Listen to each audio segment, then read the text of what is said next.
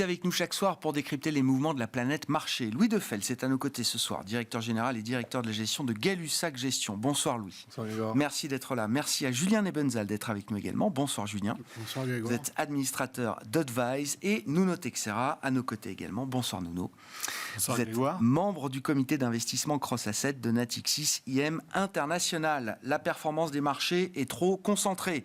C'est la critique qu'on entend en ce moment. Les indices boursiers, pour la plupart, sont au sommet, des sommets historiques, en Europe, aux États-Unis, au Japon. On est dans l'ère des méga caps, effectivement, qui pèsent des centaines, voire des trillions de dollars aujourd'hui et qui représentent donc un poids démesuré peut-être dans certains indices, mais quand on regarde la performance des indices, on trouve également des phénomènes de concentration très importants. La performance des grands indices repose sur quelques valeurs uniquement aujourd'hui. Nuno, c'est l'histoire des marchés depuis 30 ans. D'être oui, c'est pas seulement concentré. aujourd'hui, tout à fait. Je me suis penché sur une étude de l'Université d'État d'Arizona qui a porté sur la période 90 jusqu'en 2020. Et ils ont analysé 64 000 valeurs. Alors, on pourrait peut-être leur reprocher un échantillon trop large avec sans doute beaucoup de petites valeurs.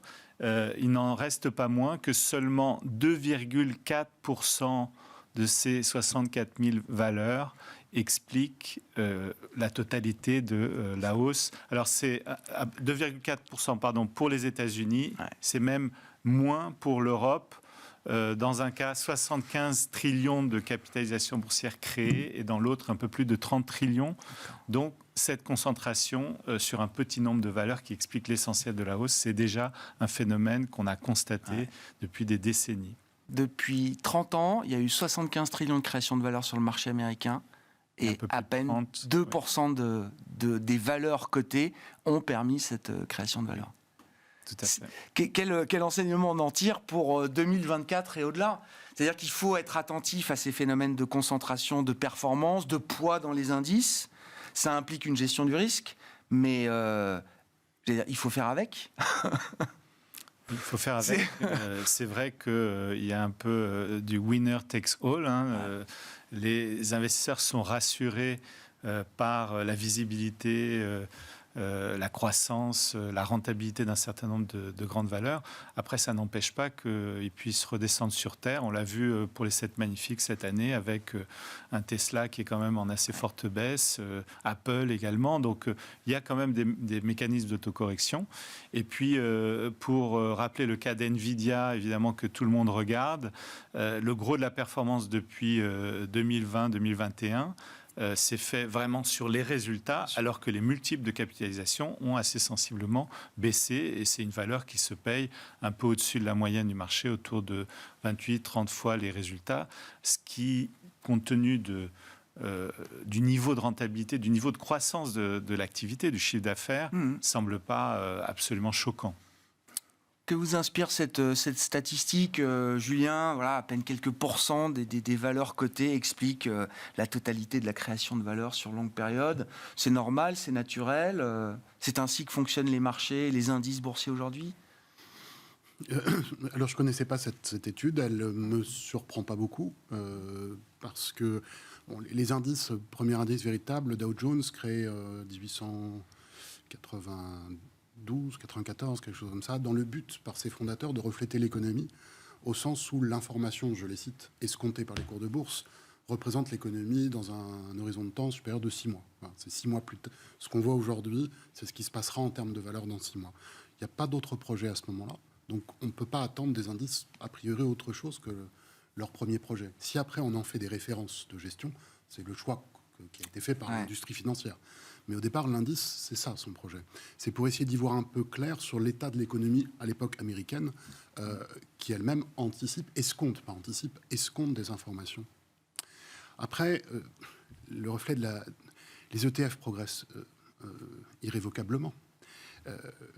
La gestion active, que ce soit aux USA ou en Europe, sur moyenne ou longue période, fait chroniquement son indice de référence ou un peu en dessous. Moins les frais, en général. Oui. Donc, au total, y a-t-il une capacité à distinguer des valeurs, etc. La preuve est que pour le moment, non, ça n'est pas ça. Mais est-ce que c'est vraiment la finalité ? Est-ce qu'on ne propose pas aux épargnants finalement de suivre quelque chose qu'on a défini comme un indice, comme représentant une économie ou quelque chose ou une indication? Et après, pour revenir au sujet des 64 000 valeurs, c'est ce que je ne connais pas. 2%, ça m'en fait à peu près 1200, quelque chose comme ça. Bon. Dans un groupe, dans une économie alors dynamique comme les USA, qui voit en fait des créations d'entreprises très régulières et des disparitions tout aussi régulières, vous avez en fait, à mon avis, dans l'univers analysé, 80% de boîtes qui appartiennent à ça. C'est-à-dire qui se développent, qui disparaissent, etc. Bien sûr. Et ça, sur une période de 30 ans, parce que la durée de vie moyenne des entreprises est quand même pas très élevée, du fait de la capacité de créer aussi. Hein. C'est pas une critique. Mais en revanche, sur la partie haute de cet univers, vous avez des entreprises qui dégagent justement l'essentiel de leur marché, qui ont une capacité, on parlait un petit peu en antenne du B2C, qui ont une capacité à aller chercher des marchés de taille qui absorbent les coûts fixes qu'on trouve par exemple pas en Europe, ce qu'on pourrait trouver en Chine, mais c'est une économie administrée, c'est pas la même chose. Donc c'est relativement normal qu'elles obtiennent des bénéfices significatifs. Et j'ajoute à ça la période d'innovation qui a commencé dans les années 80-90 avec l'Internet qui arrive du militaire, etc. Et qui développe énormément de choses, la bulle Internet qu'on a connue, et aujourd'hui on parle d'NVIDIA et l'intelligence artificielle.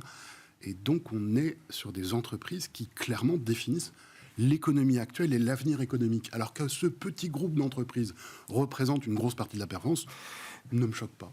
Voilà. Je n'ai pas d'observation particulière sur ça. Non, mais c'est vrai que c'est intéressant de mettre des chiffres sur effectivement cette intuition qu'on peut avoir et sur une période d'une bonne trentaine d'années, que ce soit sur le marché américain. Mais la mesure est effectivement à peu près identique. On trouve en tout cas le même ordre de grandeur si on réplique le calcul sur des marchés non américains, comme vous le disiez.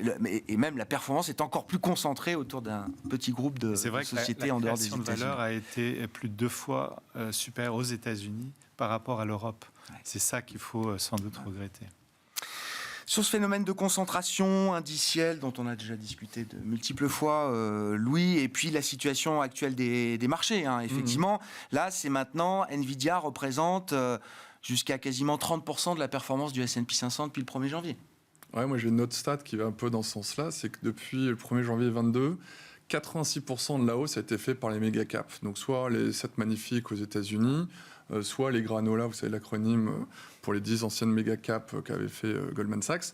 Donc c'est 86% la hausse. Donc c'est vrai que quand vous êtes une maison comme nous, Gay-Lussac Gestion, sur les small et mid cap, c'est un peu difficile. Donc c'est vrai que ça a été peut-être un peu artificiellement tiré les indices vers la hausse.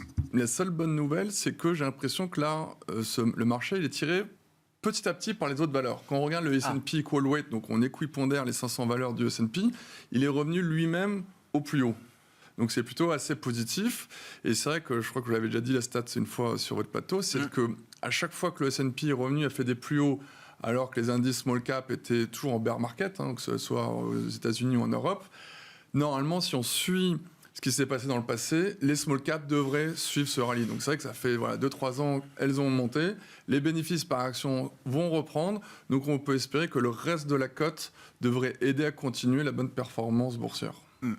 Qu'est-ce qui manque? C'est toujours la même question, Louis, parce que on m'explique qu'il n'y a pas de baisse de qualité dans les résultats des entreprises dans l'univers small et mid cap, qu'il y a une décote en absolu, en relatif, on peut regarder toutes les métriques qui est historique, qui normalement attire l'œil et plus qu'un peu, et il n'y a pas encore l'essai transformé. Le marché il est devenu hyper momentum, il ne faut surtout pas être contrarié en ce moment. Et c'est assez justifié la croissance de ces méga caps. Aujourd'hui, il faut savoir que ce soit aux États-Unis ou en Europe, les méga caps ont plus de 2 fois à 3 fois plus de croissance des bénéfices par action embarqués que le reste des large caps. Si on prend pour 2024, je crois qu'on est à 6-7% de croissance des bénéfices par action attendus. Mais si vous prenez ces méga caps, c'est plutôt entre 15 et 20. Donc voilà, plus de 2 fois de croissance des bénéfices par action, c'est normal que vous payiez avec une prime. Aujourd'hui, quand on regarde le S&P, je pense qu'on est à peu près 20-21 fois. Le S&P Equal Weight, il a 16 fois. Et les méga caps, les 7 magnifiques, sont à 30. Donc si vous les rapportez par rapport à la croissance des bénéfices par action, elles ne sont pas forcément bulles. Donc voilà, ce qu'il faut aujourd'hui, c'est que le momentum revienne sur le reste des valeurs.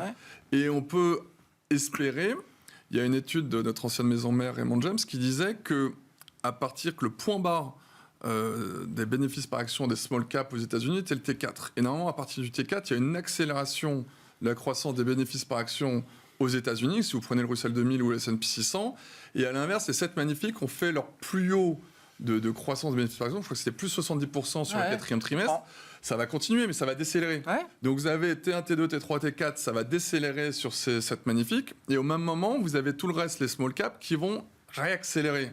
Donc voilà, avec des banquiers centraux qui normalement devraient commencer à baisser leur taux au mois de juin, les étoiles se réalignent pour avoir une deuxième partie de l'année extrêmement bonne pour les small caps. Mais bon, pour l'instant, on arrête de le dire, on l'a trop souvent dit.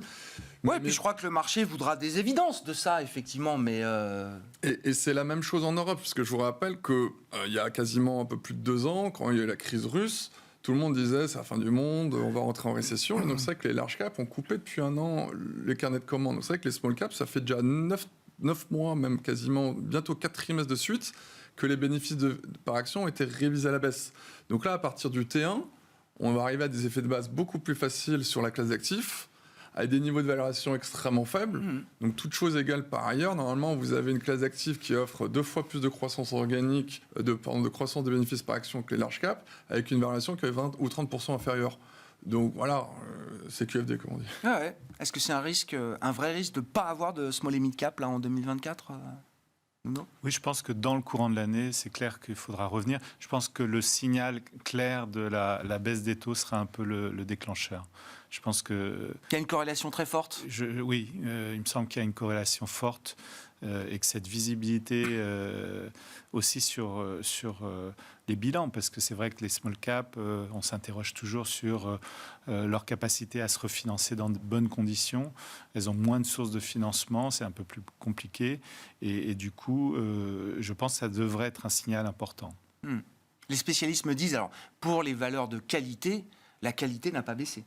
Enfin, si, un peu quand même. Un petit peu. Ça dépend de l'univers qu'on regarde, j'imagine. En septembre, octobre, ça a vraiment été entraîné avec l'eau du bain, parce qu'en effet, comme dit très justement, c'est à tort, de temps en temps, on pense que les small caps sont plus endettés et ont plus de mal à refinancer. C'est vrai que c'est sur une partie de la cote, c'est là où souvent il y a beaucoup de particuliers qui aiment piler, mais il y a beaucoup, quand même, il y a une grande partie des valeurs qui sont de très forte qualité et qui ont été un peu entraînées avec l'eau du bain en septembre-octobre.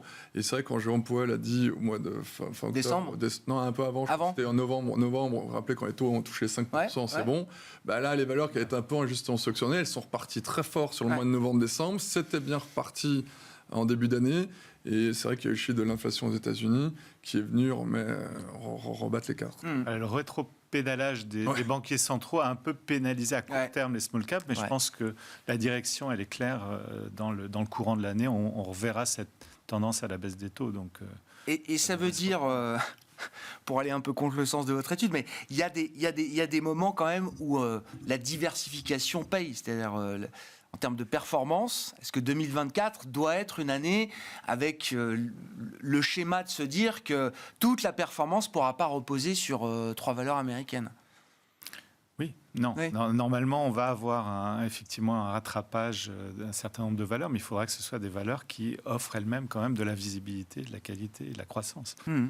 Ce qui n'est pas non plus le cas de toutes les small caps. Ah non. Oui. L'idée n'étant pas d'abandonner, j'imagine, ce qui fait la performance des marchés aujourd'hui. Oui. Et la sélectivité sur ce type d'univers est encore plus importante. Julien, est-ce que les marchés sont en surchauffe, les marchés actions? Quand je dis les marchés actions, évidemment, c'est les marchés américains avant tout. Et quand je dis les marchés américains, évidemment, c'est une composante technologique très dominante au sein de ces marchés. Non, je ne pense pas qu'il y ait de surchauffe. On pourrait parler de bulle. La question pourrait se poser, est-ce qu'il y a une bulle sur un groupe d'actifs, sur un groupe de valeurs, une catégorie d'actifs? Je n'ai pas ça. Dans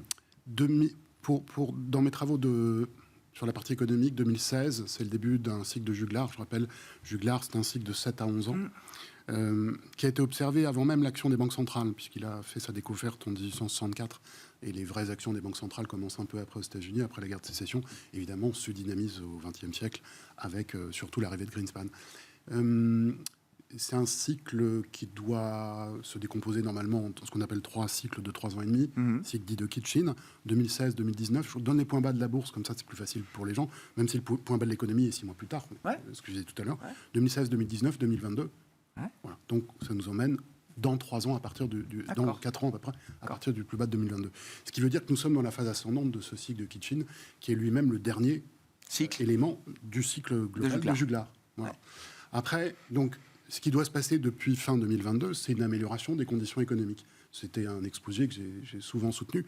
Et je continue de le penser, puisque je constate qu'il se produit, même si c'est quand même pas très fort. Mais j'avais indiqué que ce cycle de Juglar, donc le grand, est le plus faible d'une triade de Juglar. Donc c'est celui sur lequel on ne peut pas attendre grand-chose non plus. Donc ce qui est en train de se produire, c'est une économie qui croît aux États-Unis et un peu par capillarité, diffusion, en quelque sorte, d'accord. dans le monde, reste du monde, de manière assez modérée, modeste, pas modérée, modeste. C'est modeste ce qu'il y a devant nous. Donc les perspectives je dirais, de bénéfices, moi je ne fais pas d'analyse financière, mais sur ce point macro, les perspectives de bénéfices, pour moi, sont normalement bonnes en 2024 et normalement bonnes en 2025. D'accord. Après, je fais une petite, peut-être pour relier avec les petites et moyennes valeurs, mais dans un cycle, cette fois-ci, boursier. Donc, je ne me réfère plus au temps exact des cycles économiques. Cycle boursier, il y a toujours le temps de la baisse de taux et le temps de la hausse de taux depuis que les banques centrales sont actives, donc environ 50 ans à peu près. Ouais. Et le temps de la baisse de taux a toujours été favorable à des grandes entreprises. Le temps de la hausse de taux, c'est toujours quand l'économie apparaît un peu trop tendue et qu'il y a des risques avec un chômage bas, d'une inflation forte, etc., etc. Et à l'intérieur de ça, la décomposition est telle que, normalement, les plus petites valeurs sont en deuxième partie de cycle et pas en première partie de cycle. Comme on est en train de monter les taux, certes, j'ai bien entendu qu'il fallait les baisser, mais mon avis est pas... Je ne présuppose pas que les taux... Pour l'instant, on ne les a pas encore baissés. Et surtout, j'ai entendu les banques centrales qui me surprennent. Mais autant elles ne me surprenaient pas quand elles ne voyaient pas l'inflation. Mais là, elles me surprennent à dire qu'il faut absolument les baisser, les taux. Parce que je ne vois aucun indicateur économique qui justifie ça. On peut avoir des surprises encore de ce point de vue-là. Mais non, mais je vais pas vous dire les banquiers sont trop... Non, s'ils veulent baisser les taux, ils baisseront les taux. Personnellement, je ne vois aucune raison de les baisser. Je considère qu'on est encore dans un cycle de hausse de taux. Je considère que l'inflation réapparaîtra d'ici 1 an ou 2 et que le contexte géopolitique va lui aussi s'aggraver, donc va aller dans ce sens-là. Ce qui veut dire que pour moi, la rotation à l'intérieur de ce marché, la rotation doit continuer.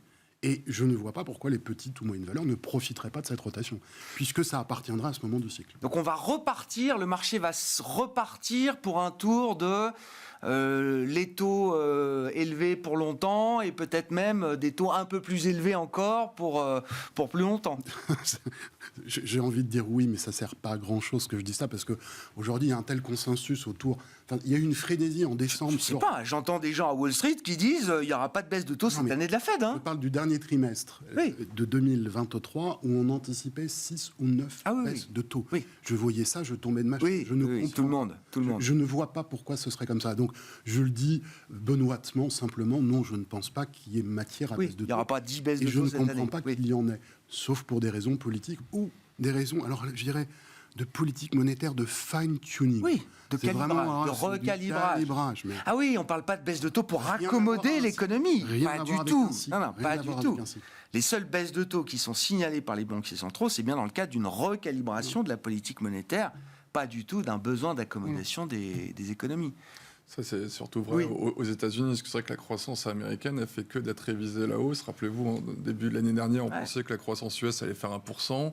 Puis maintenant, le consensus est passé à 2%. Il y a certains grands économistes qui attendent même 3%. Avec le rebond, je rappelle, il y a des dépenses du consommateur, mais aussi des dépenses des États, ils vont continuer. Donc ça, mais là, le marché, j'ai l'impression qu'il est repassé. Donc voilà, moi, je suis assez en ligne avec ce que vous dites. Il y aura peut-être un fine-tuning aux États-Unis, peut-être 1 ou 2, ce sera vraiment très, très légère et ponctuel. Parce que finalement, peut-être qu'on va repasser une économie good news et good news. Si l'inflation repart, c'est qu'il y a beaucoup d'indicateurs macroéconomiques avancés sur l'inflation qui regardent que normalement, à partir de l'été, l'inflation réaccélère aux États-Unis. Mais pour la première fois, ce sera peut-être une bonne nouvelle. Si l'inflation accélère, c'est que l'économie va mieux, les salaires tiennent. S'il y a de la croissance. S'il y a la croissance qui justifie effectivement un peu plus de hausse de prix. Les créations d'emplois sont toujours là. Ce qui est bien, c'est qu'on a vu que pour la première fois depuis février 22, vendredi dernier, les hausses de salaire sont plus qu'à 4,3, je crois de mémoire. On était à 4,4, 4,5 avant. Voilà, ça rebaisse doucement. Donc voilà, faut pas vous déplaisir. Si l'économie tient bien, etc., peut-être qu'on va être plus good news. Et c'est pour ça qu'il y a une recorrélation pour l'instant que sur les méga caps, parce qu'on a quand même vu depuis 4-5 mois, les marchés font des plus hauts historiques, alors que les taux sont repassés de 3,80 à 4,20. Donc il y a une recorrélation sur les méga caps, malheureusement pas sur les small et mid, parce que clairement, quand les taux ont monté, les small ont chuté tout de suite. Donc voilà. Donc, en tout cas, ça c'est le cas aux États-Unis, parce qu'il y a énormément de productivité avec l'intelligence artificielle. Il y aura beaucoup de productivité en plus qui a un impact désinflationniste, donc pas forcément de besoin des taux. En Europe, c'est différent. Christine Lagarde a continué, on l'a dit la semaine dernière, elle a révisé encore de 0,8 à 0,6 la croissance et a révisé à la baisse l'inflation. Elle a révisé encore plus l'inflation que la croissance. Exactement. Donc voilà, donc la question de savoir est-ce qu'elle va faire quelque chose, c'est toujours la lutte entre les Français et les Allemands. Monsieur Villeroy de Gallo attendait même peut-être avril, mais bon, en avril, il n'y aura toujours pas la croissance des salaires. Parce que je vous rappelle, la croissance des salaires au T4 a commencé à ralentir par rapport au T3. Et normalement, à la réunion de juin, ils auront les chiffres du T1 qui devraient continuer de ralentir en zone euro. Voilà. Mais c'est sûr qu'en tout cas, la productivité n'est pas la même en Europe. Donc moi, je vois plus, en effet, peut-être l'Europe baisser, mais les États-Unis peuvent très bien... C'est pas du tout le même modèle de croissance, quoi. Est-ce qu'il faut imaginer, parce que pour l'instant, ce qui est intéressant, c'est que le marché considère que c'est juin et pour la BCE et pour la Fed. C'est plutôt d'ailleurs un message qui est endossé ou par Jérôme Powell ou par Christine Lagarde avec leurs mots à eux de banquiers centraux. Mais qu'est-ce qui pourrait désaligner ces deux calendriers ? Est-ce qu'il y a un risque assez fort, effectivement, que ce calendrier, peut-être à l'arrivée, ne soit pas celui qui est anticipé aujourd'hui, Nuno ? C'est vrai qu'a priori, on se positionnait plutôt vers une baisse des taux de la BCE en septembre, nous. Donc plutôt plus tard que ce que le marché imagine. Pour les raisons liées justement au salaire et à la productivité en Europe qui ne sont pas très favorables. La tendance à la baisse de l'inflation sous-jacente aux États-Unis nous semble quand même plutôt bien installée. Et la Fed regarde beaucoup le corps PCI qui est quand même plutôt raisonnable. On peut imaginer qu'ils seront en mesure de faire quand même un geste. Alors je suis d'accord que c'est pas forcément nécessaire. L'économie américaine se porte suffisamment bien. Un geste, vous dites. Voilà, quand même donner, parce que s'ils font rien cette année, ça risque quand même à un moment donné de faire tanguer les. Là, Powell n'arrête pas de nous répéter qu'il y aura quelque chose. Voilà, tout à fait. Donc ça crée quand même une forme d'attente. Le marché, pour l'instant, que ce soit mai, juin, juillet, septembre, le marché s'en fiche un peu, j'ai envie de dire, mais il veut être sûr à 100% qu'il y a un mouvement à la baisse devant, quoi. Oui, tout à fait. Ouais. Et d'ailleurs, d'autres estiment, comme vous dites, c'est un geste et pas plus. Raphaël Bostic d'Atlanta, il dit, moi je veux bien une baisse de taux en juin, mais tout de suite derrière, il faut que le marché comprenne que c'est une pause. Exactement. C'est pas un cycle de baisse de taux qu'on entame aveuglément, sans savoir où on s'arrêtera. Et puis, à la limite, c'est plutôt pas mal, même pour les marchés, qu'ils en gardent un peu sous le pied pour 2025. Parce que sinon, s'ils épuisent un peu leur potentiel, derrière, qu'est-ce qu'il y aura ? Donc, moi, je trouve que c'est plutôt de bonne politique, effectivement, d'aller prudemment. Comment est-ce que les marchés peuvent se déployer partant de là, avec ce qu'on a déjà dit sur le paradigme des méga caps qu'est-ce qui est intéressant d'avoir aujourd'hui en portefeuille pour vous, Julien ? Quel type de positionnement on a envie d'avoir ? Et encore une fois, l'idée de diversification, ça reste quand même plutôt du bon sens en termes de gestion du risque. Comment on se diversifie aujourd'hui sur ces marchés ? J'avais proposé il y a, je crois, 2 ans maintenant, de revenir un peu dans des équilibres de portefeuille globaux. Je ne parle pas des marchés actions, une allocation globale. De revenir sur des obligations, non pas parce que c'était attrayant, mais parce que les coupons allaient compenser les éventuelles dégradations de la valeur en cas de glissement de taux à la hausse. Je pense toujours la même chose, même si je suis un petit peu moins enthousiaste, mais je pense toujours la même chose. Je pense que contrairement, on a passé 5 années où je pense qu'il ne fallait détenir aucune obligation, parce que quand on n'est pas rémunéré pour quelque chose, c'est quand même un peu... Là, au moins, il y a de la matière, y compris par rapport à des niveaux d'inflation. Donc je pense qu'on peut toujours avoir, selon modulo, donc les profils de risque, détenir des obligations. Après, dans la catégorie action, je vais revenir sur la partie indice de tout à l'heure. Je considère que les indices ont été construits pour donc, ce qui est leur objet, c'est-à-dire de refléter une économie ou un pan de l'économie. Dans les indices, il va y avoir des titres qui vont avoir des comportements, non pas obligataires, mais qui, à l'intérieur d'une enveloppe action, vont s'apparenter à une poche obligataire, parce qu'ils vont jouer le rôle d'amortisseur ou d'autres un rôle de rendement, etc., etc. Donc, à quoi, finalement, les indices, un indice, c'est une diversité de valeurs pour représenter une économie. C'est donc une diversification en soi. Pourquoi sortir des indices ? Justement, la question, c'est pourquoi sortir des indices ? Puisque si, par exemple, je suis épargnant européen, c'est normal que j'ai alors ma partie obligation, puis une partie action composée de un tiers d'Europe, un tiers d'USA, par exemple, et puis un tiers d'autres choses avec du private equity, des émergences qu'on veut, pour diversifier les risques. Pourquoi sortir des indices ? Il faut sortir des indices si on a des convictions extrêmement fortes. Et les convictions extrêmement fortes dans l'économie telle que je l'ai décrit, elles ne sont pas nombreuses. Et c'est celles dont on parle en ce moment. Donc la seule possibilité de sortir de ce que moi je trouverais une composition normale, c'est d'être ultra diversifié, parce qu'on ne peut pas préjuger de l'avenir et que ça sert à ça, la diversification, c'est d'aller prendre un risque sur ce qui est en train d'absorber des grands pans de l'économie, des grandes parties de l'économie, c'est tout ce qui concerne l'intelligence artificielle. Ça, c'est une réalité. Que ça absorbe des bouts de l'économie, c'est une réalité. Et ce qu'on ne sait pas, c'est la vitesse. Et donc ça, vous dites qu'il faut aller chercher en dehors des indices. Je crois que si on veut faire quelque chose... Oui, je comprends. Il y a la principale chose... Si on veut vraiment faire de l'alpha, il faut sortir des indices. Sur le thème de l'IA... C'est ça, ou la thématique liée à la géopolitique, c'est-à-dire de renforcer tout l'investissement lié à la guerre, qui de toute façon devrait continuer malheureusement de progresser, et aussi l'exposition aux matières premières, qui n'apparaît pas aujourd'hui comme pertinente, mais qui à tout moment peut se réveiller et dans le contexte géopolitique qu'on a, et donnera justement une contribution intéressante à un portefeuille. Mais sinon, j'ai toujours essayé de justifier la diversification par la difficulté de se détecter à l'avance les zones de surperformance les plus évidentes. Voilà. Je maintiens qu'on est toujours dans ce type de marché, donc c'est tout à fait à la marge qu'on peut sortir d'une diversification. C'est vrai que c'est assez intéressant, oui. mais c'est vrai qu'aujourd'hui, pour jouer l'IA, pour investir dans l'intelligence artificielle en bourse, pour le moment, c'est quasiment que les méga caps. C'est SML, première capitalisation de l'Eurostock 50, Nvidia, je ne sais pas quel est le poids dans le S&P. Mais c'est vrai qu'aujourd'hui, on a vu qu'il y a tous les dérivés, aussi l'électrification, Schneider Electric qui fait des plus hauts. Donc c'est vrai qu'à la limite, ça, c'est des très gros poids. Les médias, Publicis fait bien, porté par l'IA. Enfin, en tout cas, c'est un des arguments qu'on entend. RELX, pareil, au UK, Wolters Kluwer aux Pays-Bas. Voilà, tout ça, c'est comme des gros poids des indices et des méga caps. Mais c'est vrai que nous, en tout cas, que sommes sur les small et mid, c'est une dérivée seconde. Ça va arriver un jour, donc il y aura des gagnants, des perdants.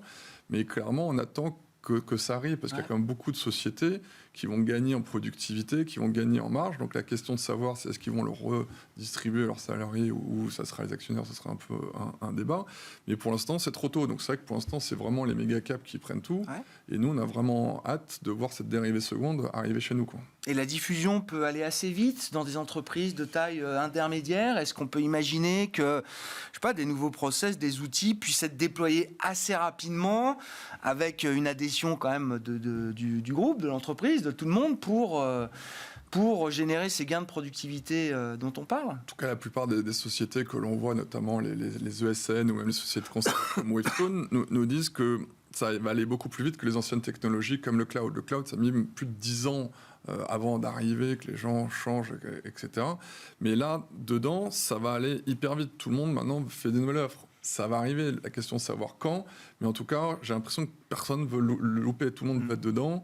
Il y aura beaucoup de formations aussi de nouvelles personnes pour se réadapter. Mais ça, à la limite... J'écoutais jeudi dernier une société qu'on aime beaucoup, vous savez, c'est Neuron, monsieur Luc de Chamard qui a créé, nous disait, ce qui était génial, c'est que je crois qu'il a créé la société dans les années 80, en disant, et je répète sa phrase, en disant que l'informatique, ça va être limite plus important que l'air que l'on respire. C'était une phrase qu'il disait dans les années 80, et on le voit aujourd'hui, clairement, et en fait, ces révolutions... Évidemment, il y a beaucoup de choses qui vont disparaître, comme le helpdesk, etc., mais qui vont être réemployées pour beaucoup d'autres. Donc après, on va prendre ces personnes-là, on va les remettre là, un peu de formation. Voilà, de toute façon, on manque d'ingénieurs structurellement. Donc pour moi, les ESN, ces sociétés-là de conseil en informatique, c'est un autoroute pour elles. Donc on voit malheureusement Capgemini qui a refait un plus haut historique. Et malheureusement tant mieux pour les... Oui. Mais c'est vrai qu'aujourd'hui, c'est prime à la taille. Capgemini, c'est quasiment 14 fois le résultat d'exploitation. Les sociétés un peu plus petites, c'est 12 fois. Et les micro-small, elles sont entre 8 et 10. Donc c'est vrai qu'il y a quasiment 40-50% des cotes. C'est pas forcément justifié. Ça quand que Capgemini est très corrélée au GDP. Elle a dit qu'elle fera entre 1 et 2% de croissance organique en 2024. Pareil, T1 compliqué, ça accélère. Les small et micro, elles font combien de croissance ? C'est souvent, elles font x2, x3. Donc bon, on est patient. Les arguments s'empilent. Non, mais les arguments s'empilent. Ouais, on lâche rien. On verra. Bah non, mais 24 est peut-être une année, effectivement, d'un tournant important pour la revalorisation des small caps. J'espère juste que ça ne sera pas que en 2 mois, comme novembre-décembre l'année dernière. Ah, oui. Et j'espère que le S2 sera... Voilà. Oui, que ça puisse être une hausse, quotidienne, nuancée, continue. Effectivement, j'ai pas l'impression que les marchés fonctionnent comme ça aujourd'hui, hein, mais ça peut aller très vite, très très fort. Si on regarde, alors j'allais dire un peu ailleurs dans le monde, bon, il y a des mouvements sur le yen qui commencent à être peut-être regardés. Nuno, on est, je le disais en introduction, dans la séquence banque centrale. Au-delà de la Réserve fédérale américaine, la Banque du Japon se réunit également la semaine prochaine.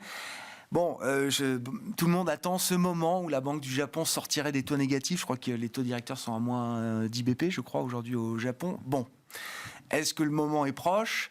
Et encore une fois, c'est la question qu'on se posait déjà à l'époque. Qu'est-ce que ça change au fonctionnement des marchés globaux d'avoir une Banque du Japon qui sortirait, qui montrait ses taux pour la première fois depuis je ne sais plus combien de dizaines d'années ? Alors, effectivement, on l'attend plutôt pour le mois d'avril, en fait, cette normalisation, si on peut dire, puisque ça va être un timide mouvement. Ça risque d'abord d'aider le yen, évidemment, qui est quand même la devise un peu malade depuis quelques années. Si on a notamment un peu d'aversion au risque à un moment ou à un autre dans l'année, ça sera clairement avec le dollar des devises qui restent quand même à privilégier. Donc ça permet cette fameuse quand même diversification un petit peu des portefeuilles. Je suis assez d'accord qu'il va falloir revenir un peu sur l'obligataire qui offre quand même, surtout sur le crédit, plutôt de la valeur. À court terme, on est moins favorable quand même sur la partie dette souveraine. Et c'est vrai que pour ce qui est du marché japonais, en tout cas, on pense que c'est pas fini. Et c'est là aussi un bon diversifiant pour les positions surpondérées qu'on peut avoir sur les États-Unis, avec un marché qui est beaucoup plus value, qui a aussi une composante technologique qu'il ne faut pas complètement ignorer. Et on peut trouver de belles valeurs sur ce marché aujourd'hui. Donc, et même avec la perspective, effectivement, d'une Banque du Japon qui normaliserait ou qui mettrait à zéro ses taux directeurs, la perspective d'un yen qui pourrait se réapprécier encore un peu plus. On a vu un peu plus de vitesse dans la hausse du yen ces derniers jours, là. Ça n'obère pas totalement les perspectives du marché action. Là, il y a une réaction un peu épidermique. Oui, ça perd deux. Voilà. Mais on ne pense pas que ça va être de nature à casser la dynamique, du marché japonais. Intéressant. Vous regardez le marché japonais, Julien ? Non, je ne sais pas, ça fait partie quand même des marchés dont on parle aujourd'hui. Il ne manifeste aucun problème. Donc, il appartient à la diversification.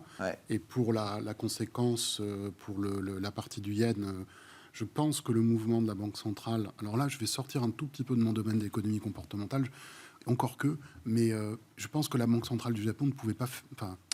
C'était un peu dangereux pour elle au moment où il y avait une normalisation aussi forte aux États-Unis.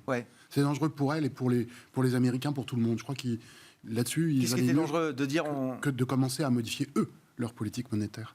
Que le Japon ? Oui, je pense que c'était pas le moment. Alors qu'ils auraient pu, mais je crois que c'était pas le moment. La situation est la même aujourd'hui qu'il y a 6 mois ou il y a un an. Donc, voilà. Oui, mais il y a 6 mois de plus d'évidence que la situation se maintient telle que... La question, c'est le veulent-ils ? Les conditions, elles sont différentes, les conditions d'inflation chez eux en plus. Le veulent-ils ? Il est possible qu'ils considèrent qu'ils atteignent les objectifs, les fameux objectifs d'Abe d'il y a 15 ans maintenant, et que donc peut-être qu'une normalisation à la manière de ce qu'ont fait les États-Unis, parce qu'on a toujours dit les États-Unis montent les taux pour lutter contre l'inflation, etc. Moi, j'ai toujours milité pour le fait que c'était une simple normalisation. Il est possible qu'il y ait la même chose. Ce ne serait pas du tout aberrant. Voilà. Et je pense que les conditions sont peut-être plus ouvertes cette année qu'elles ne l'étaient au cours des 18 mois passés. Et pour le Nikkei, vu sa construction, je ne vois pas de signe de danger. Voilà. Je n'ai pas de problème sur le Nikkei. De toute façon, j'ai des problèmes sur peu d'indices, sauf quelques zones émergentes qui ne manifestent pas beaucoup d'intérêt. Mais encore une fois, dans la diversification, il va y avoir des bonnes choses. C'est un moment, 2024, de rotation régulière des compartiments actions dans le monde, dans le cadre d'une dynamique haussière, dans le cadre d'une économie qui se porte bien. Et encore 2025 à mon Donc avis. les passages de relais comme ça, d'un marché à l'autre, d'un grand segment de marché à un autre, au fur et à mesure. Avec l'horizon 2025 en tête. Avec, je pense que ça devrait continuer encore en 2025. Ouais. Ouais. Enfin, Bon. il faudra voir, hein, mais Oui. les conditions à la fois économiques, quand le ralentissement apparaît, etc. Et parfois, il a un an de retard par rapport au cycle, parfois, il a 6 mois d'avance. Bon, ça, on ne peut pas dire ça. Mais les conditions restent très bonnes, restent très bonnes. Ouais. Bon. Non, on aime bien aussi les actions japonaises chez Gay lu sa question. Non, on a lancé un fonds micro-cap monde, donc c'est vrai que ça vous pouvez étonner. Qui intègre les fonds, la cote japonaise. Exactement, on a 20% de valeur japonaise. Donc, déjà, donc, en plus, c'est souvent des sociétés locales, donc si le yen s'apprécie, c'est tout bon pour nous. C'est des sociétés qui ont un cash monstrueux, donc si les taux remontent, c'est que du bénéfice également. Et c'est vrai que c'est plein de petites histoires locales qui sont assez sympas et qui se payent beaucoup moins cher, même que je parle même pas des États-Unis ou même qu'en Europe. Nous, une ligne qu'on aime beaucoup, c'est Kota. Vous savez, c'est les leaders de gel dans les salons de coiffure et aussi pour les particuliers. Vous savez que les Japonais adorent toujours se faire des gels pour les cheveux. Oui, d'accord. Ok, oui. Les gels pour les cheveux, c'est stylistique. C'est des sociétés qui font 4-5% de croissance organique, une génération de cash énorme, un cash au bilan monstrueux. Voilà, donc c'est vrai que c'est pas les sociétés qui ont la meilleure allocation du cash parce qu'ils redonnent pas souvent tout.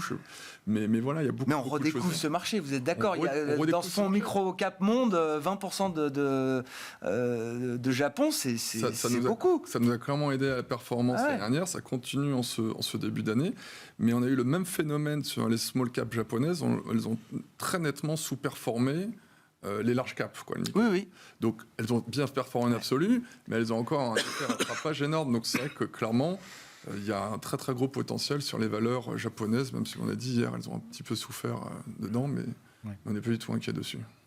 Je voulais qu'on dise un mot, peut-être, Nuno, pour finir. Alors, on est dans l'année d'élection historique, 60% du PIB mondial qui vote lors d'élections majeures.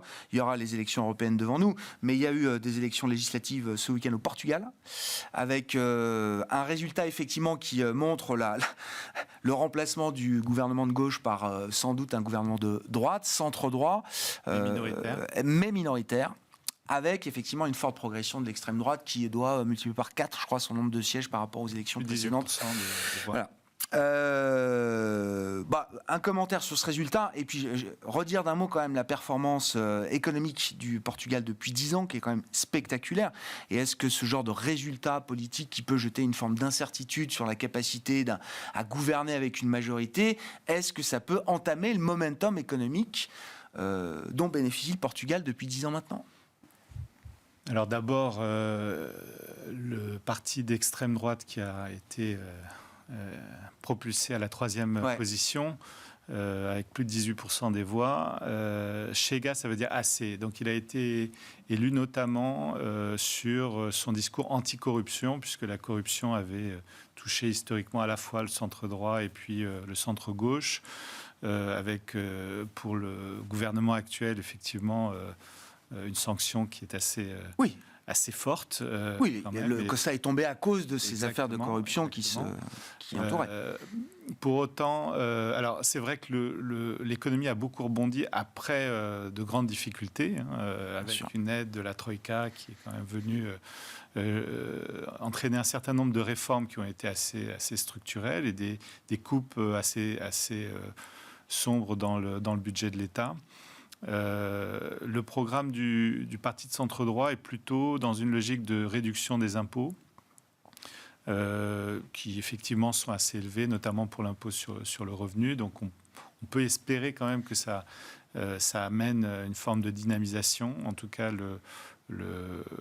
les élections, malgré la poussée de l'extrême droite, on n'a pas vu de sanctions sur les indices. C'est peut-être parce que malheureusement c'est un phénomène assez répandu. Mais il est clair qu'on va avoir une plus grande difficulté à mettre en œuvre des réformes sans, je dirais, l'appui a priori du Parti socialiste qui a dit qu'il ne soutiendrait pas ce gouvernement s'il devait être mis en place. Est-ce qu'il y aura des alliances ponctuelles avec l'extrême droite sur un certain nombre de réformes? On verra, mais effectivement, moi je ne pense pas que ça que ça va mettre en échec le bon comportement. D'ailleurs, on le voit de manière générale en Europe du Sud. Il y a quand même un rebond aussi de l'Italie. C'est d'ailleurs une de nos positions sur la partie dette. On trouve que vous continuez d'aimer. Le spread italien reste encore assez correct, au-dessus des 130 points. En tout cas, en termes de portage, c'est pas choquant d'en avoir. Et l'Europe du Sud, d'une certaine manière, retrouve un peu des couleurs par rapport au centre de l'Europe, à l'Allemagne, qui est quand même un petit peu à la peine en ce moment. Surperformance de la périphérie par rapport au cœur en Europe qu'on observe depuis plus d'une paire d'années maintenant, pour dire les choses. Merci beaucoup. Merci à vous trois d'avoir été les invités de Planète Marché ce soir. Nuno Teixeira, membre du comité d'investissement Cross Asset de Natixis IM International, Julien Nebenzal, administrateur d'Advise, et Louis Defels, directeur général et directeur de la gestion de Gay-Lussac Gestion.